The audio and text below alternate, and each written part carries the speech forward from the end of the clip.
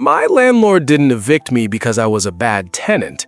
He evicted me because I was too good of one. When I moved into this outdated apartment 5 years ago, the place was stuck in 2003.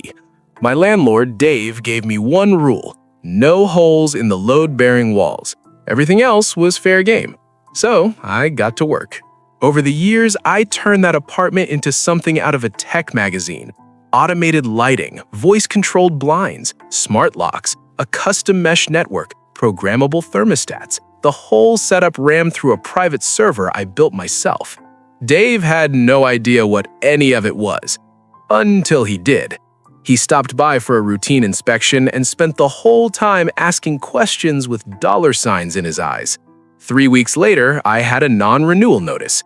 The next morning, the apartment was listed online for nearly twice my rent, advertised as a fully automated smart home. I asked Dave if he'd like to purchase the equipment. He laughed and hit me with the fixture argument. Anything physically attached to the apartment legally belongs to the property. He wasn't entirely wrong. So I didn't touch a single switch, bulb, or thermostat. I left every piece of hardware exactly where it was mounted. But on my final day, I unpacked my personal server, logged every device out of my accounts, and factory reset the hardware. See, Dave kept the skeleton. I kept the brain.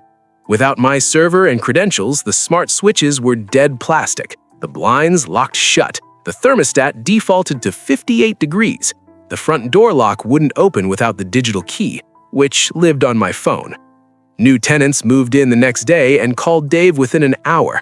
He had to bring in a specialist who charged him thousands just to explain that the system was essentially a very expensive wall decoration. The new tenants broke their lease, Dave lost months of income, and eventually called me asking for the admin codes.